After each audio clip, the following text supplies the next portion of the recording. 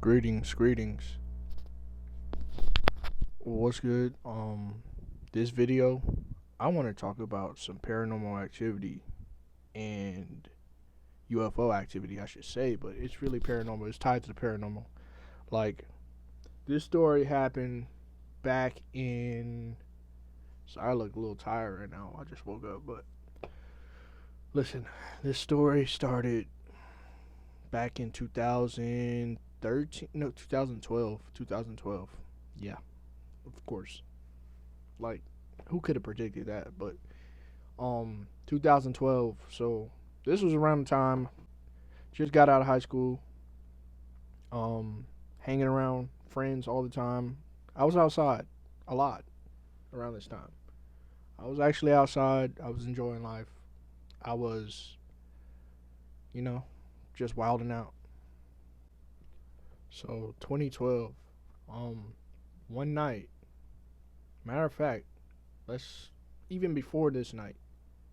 The first time I ever saw a UFO, it was with my brother and one of my sisters. One of my brothers, one of my sisters. When we went outside, it was wintertime. And that night, the Northern Lights was out. Like, it was out in the city. Like, we could see it from the city. That means the solar activity was so strong that it was showing through light pollution, which is kind of hard to see the Northern Lights in a city. You have to go out into the village or into certain spots where there's no light, no artificial light, I should say. But yeah. So the Northern Lights was out. We was standing on this big snow dump hill, like a big pile of snow, like high in the sky, and we were just watching it. We were just in awe, like, oh shit, this is dope. I never seen it so clear in the city like this before. It's been years since we seen the Northern Lights, so we was out there just stargazing basically, and then I spotted something spark, like a one of the stars sparked so bright that it caught my attention. It caught their attention too, and we was like, what is that? And then they just started zigzagging and moving at quick speeds and disappearing and coming back, and we was like, yo, what's going on? We were so baffled that, like, we just stood there for a while. We was like, yo, did I just see what I thought, what I think I saw? Like, was that real? And to this day, we barely talk about it, but we all remember that shit. We all remember. We can't forget nothing like that. That was the first time I ever seen a UFO or some unidentified object in the sky, I should say, and the Northern Lights at the same time. So it was like, was something out there observing the solar activity, or was it like observing us, observing it? But so on and so forth. Like, that same year, a couple days actually after that, I'm hanging out with friends, like a group of friends. These was like my party days, like the days where I would just go out and have fun, smoke, hookah, maybe drink.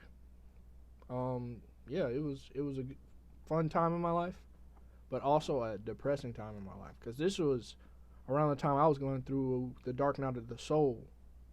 Like, I'm a young man. I think I'm still a teenager at this time. I'm like 19, maybe 20. Nah, I think I'm 19. It's around some that age. So I was going through some things mentally, emotionally, and spiritually. I was going through a major spiritual awakening. Matter of fact, it was probably my strongest spiritual awakening. I always talk about this awakening because that was my basically a catalyst to finding myself again. As a kid, I was very spiritual, I was very in tune. As a teen, I kind of numbed it down, trying to fit in, trying to seem normal and shit. But later on, you get triggered. Life hits you, especially when you get out of high school. Life hits you. It's gonna hit you. And then the supernatural and the paranormal hit me, because originally I'm so in tune with both. As a child, I'm so in tune. So that's my natural ability, is to have psychic abilities and see things deeper than most people, I guess. Now I don't like saying that because I feel like everybody has the ability to see things deeply or have psychic abilities. On my level, I know for a fact that I'm different. I guess I should say I'm different. So yeah, hanging out with friends. We're just driving around, fooling around, going to parks and just doing dumb shit. Bored. We're all bored. Basically, we're all bored. We got 2 cars full of people, I think. We get out to go to this park, and one of us noticed this weird like rock formations at the park. Like that shit looked like something from Blair Witch Project. And we were like, yo, I got friends that got common sense, so we were all looking at this shit like, yo, what the fuck is this? I'm not trusting that. So we head back to the car, right? We're like, let's get the fuck up out of here. I think it's me who notices it. I look up. I always look up in the sky for some reason. I'm a stargazer. I like looking at stars. I like looking at the northern lights. I like looking at the Milky Way. You know, that's just my thing, especially at night. During the day, I sun gaze. You know, I'm a cloud watcher if I have time to do that. If I'm relaxing at a park or some shit. But yeah, I noticed this time it's a lot of them. It's a lot of UFOs right above us. And we're like, yo, is that moving? We notice the formation forms into a triangle, it splits apart, it comes together as one, and then it splits again. We run to the car when we see it playing around like that in the sky. We're like, yo, let's get out of here. We book it, right? We book it and we go to the opposite side of town to a high school, a football stadium, to go smoke. Yeah, that sounds crazy that we're high. People think we're probably too high, but that's not true. So we go to the football stadium, Diamond High School, by the way, and we just chilling there, and we smoke, we're conversating, and then we look up again, and those same formations followed us to the next location, and that's when we all said, "Fuck it, we gotta go home, bro. We're going home." So everybody got dropped off. Everybody got back to their crib and just, barely ever spoke about that experience again. It was kind of spooky. It was like some witchcraft stuff mixed with UFOs, mixed with being stalked by UFOs. And yeah. And I think that's what's tied to my sleep paralysis at the time.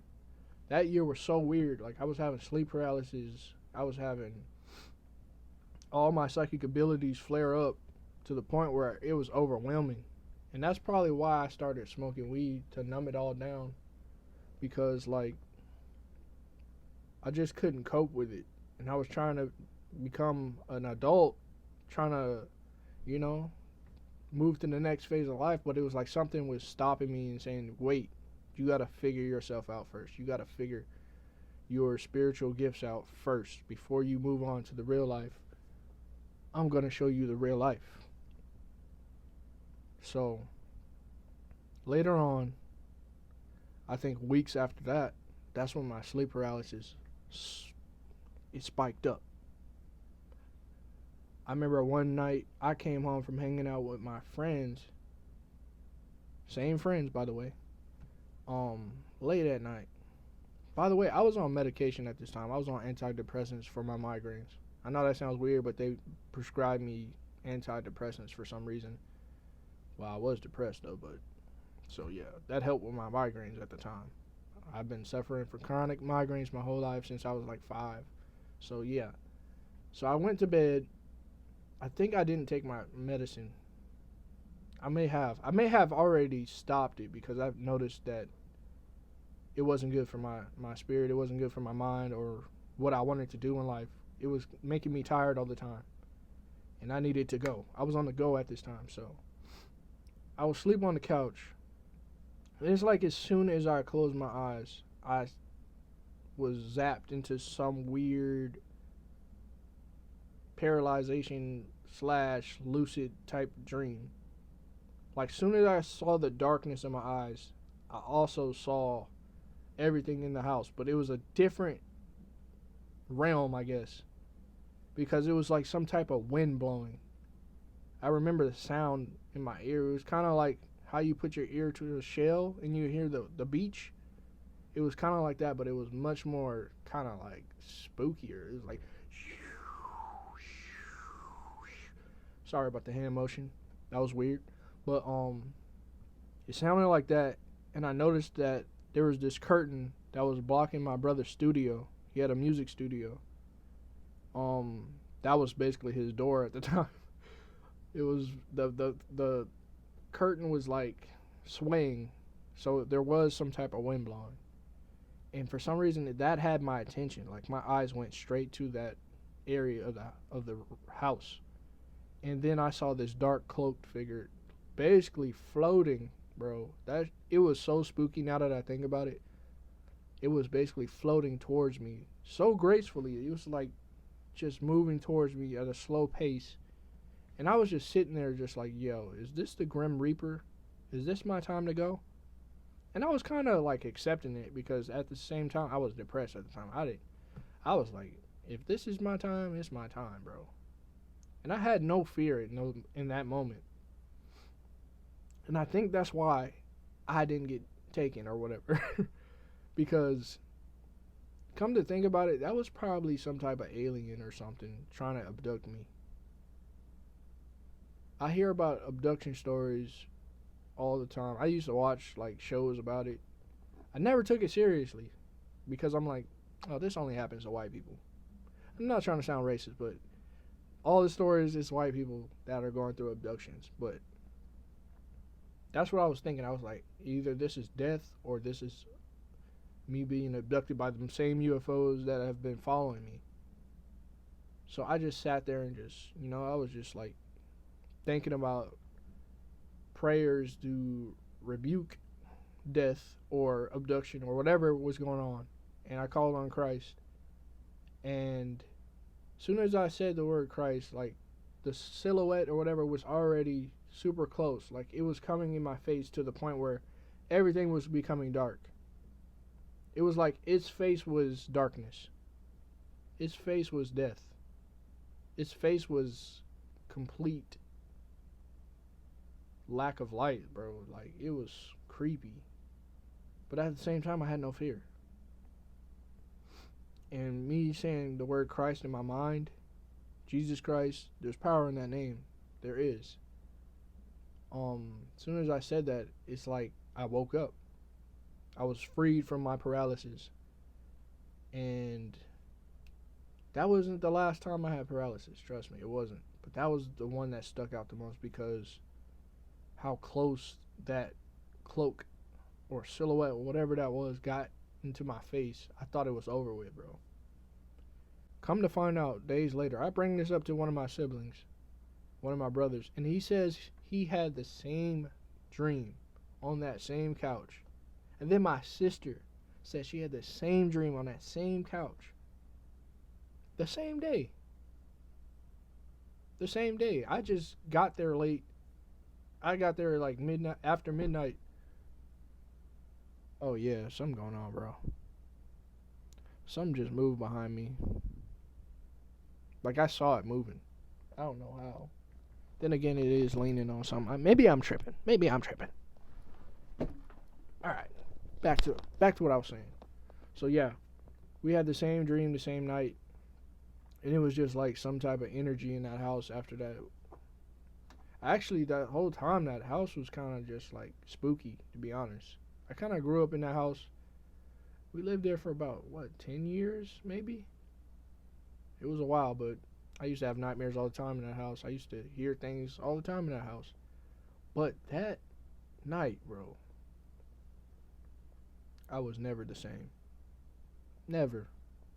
And it made me realize that the paranormal world is still with me. No matter how much I covered it up. Because as a kid, that was normal for me, bro. I used to see all types of stuff. I used to hear all types of stuff. I used to feel all types of stuff around me. Like my senses would go off. And it was just like, man, is something following me, bro? Is something attached to me? And that's when I started learning about rebuking and the power in the name of Christ. And how fearlessness can help you get rid of anything attached to you or anything trying to vamp off of your energy. It sent me down a rabbit hole. Sleep paralysis sent me down a rabbit hole. And then I learned how to lucid dream. I learned how to rebuke. I learned how to cast away spirits. All because of my psychic abilities and my experiences with the paranormal world and supernatural world and the unknown world, the aliens and stuff like that. All that stuff is demonic to me. I don't care what anybody says. I don't want to see no aliens, bro. I'm not saying every alien is a demonic spirit or whatever, but if you're probing people, abducting them and stuff, doing experiments, then you're demonic. That's against man. That's against a man's free will, a woman's free will. That means you're demonic. Y'all can have your little gray aliens. I don't fuck with them. And they know that.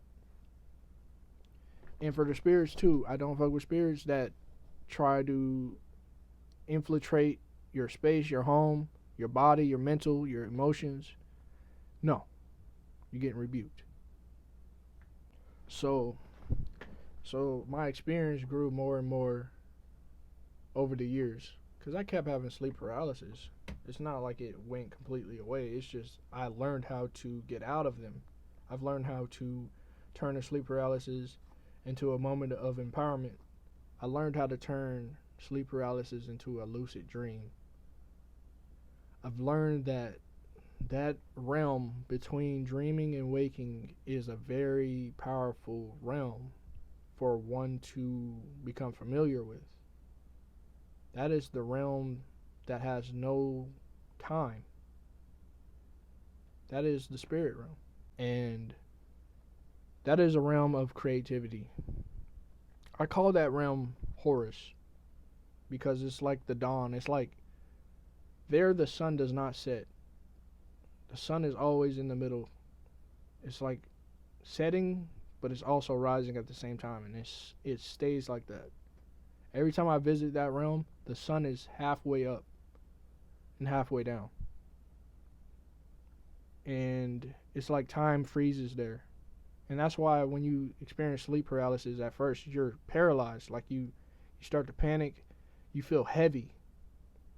That's because it's not a realm for your physical body. It's a realm for your astral body. It's a realm for your spirit. And that's what astral projection is all about. That's how you astral project. And this is how you do it. Well, there's many different techniques, but this is my technique, and it's very simple. But you have to be fearless. You have to know how to relax. You have to know how to relax. You have to know how to basically calm your energy down to the point where your soul can lift up from your density, your body, your physical matter. This is a realm beyond physical matters. Like the quote, what happens on earth stays on earth. This is not earth anymore. When you're here, this is not earth anymore. In this realm, this is something between earth. This is between space and time. This is between it's between everything. It's between the lines. It's the subconscious realm. This is where dreams are made. This is where you can experience deja vu. You can experience you can learn actually a lot in this realm. You can learn sacred knowledge. You can learn about yourself, about your unconscious mind, what triggers you, what you're emotionally tied to, what is emotionally tied to you, the energetic cords that you have with other people, your past lives, your ancestors. Man, there's so many things you can learn, but you have to first you have to learn how to meditate. You have to learn how to calm yourself down. You have to learn how to calm down. And that's why I have a meditation where you basically just examine your body from your crown all the way to your soles. You examine for any tensity any areas of tense energy. Like your muscles can contract without you even realizing it, unless you quiet your mind by breathing deeply and properly and just allowing yourself to relax more and more with every breath. Relax. Send relaxation down in a wave all the way from your crown to your soles. And continue to do this until you feel as light as a feather. Until you feel numb. Until you feel like you're in that realm. You can do this while you are awake. That's why this is the realm between waking and sleeping. This is the realm of the subconscious, so you have to really allow yourself to feel as light as a feather. That's what that means, as light as a feather. That's why there's scales when it comes to that. The heart and the feather are weighed against each other, because this is the realm between the matter and the spirit. And when those are balanced properly, you're allowed to ascend. Your spirit, your soul is allowed to ascend. There's a lot of truth to the ancient Kemetic or ancient Egyptian hieroglyphs. And I know a lot of people probably think that stuff is evil, but it's more about the astral, physical, or metaphysical nature of our being. A lot of people see that as, oh, they're worshiping this and that. No, they're telling you that you have the ability to be a spiritual being.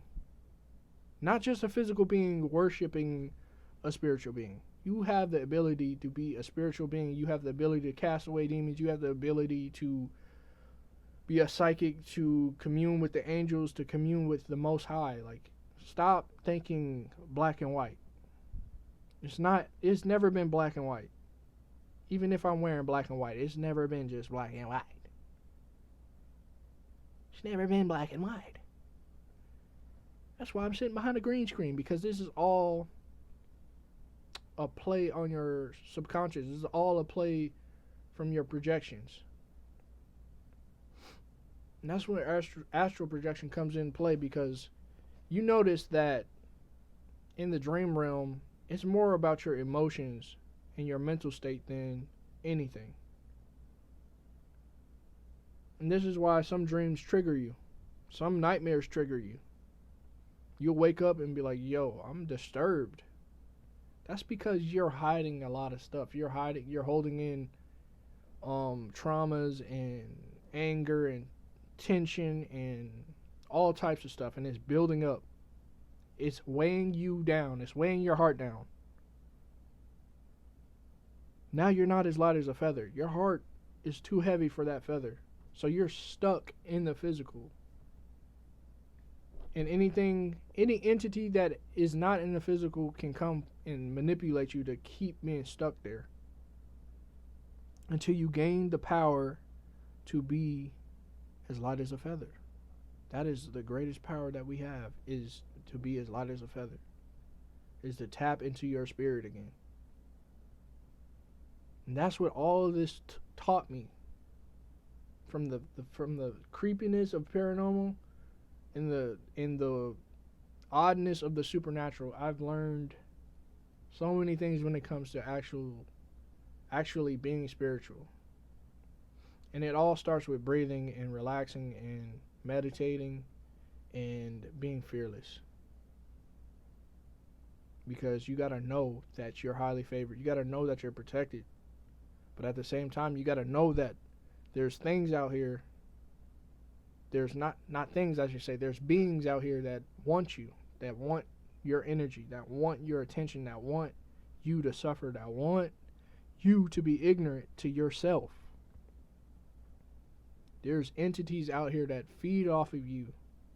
You are a food source if you're not too careful with what you're giving out into the world, or what you're giving to another person, or what you're taking into your body, or what you're listening to, or what you're paying attention to.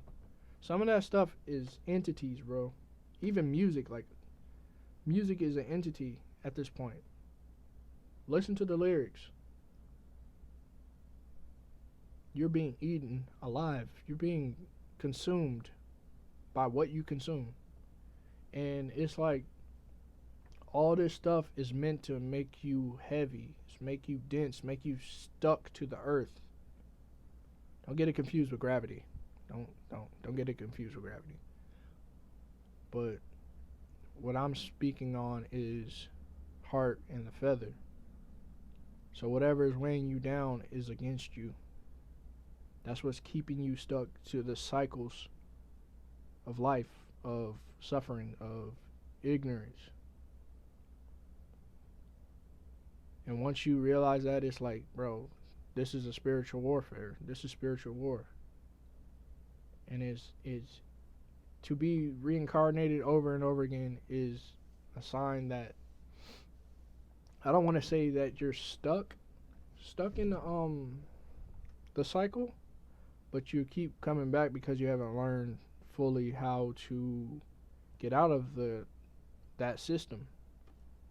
Reincarnation is a currency of the earth, of the entities that run the earth. God doesn't run the earth. God is not the king of the earth. It's a whole different entity that runs the earth. And that's his currency, his soul and spirit, aka gold and silver.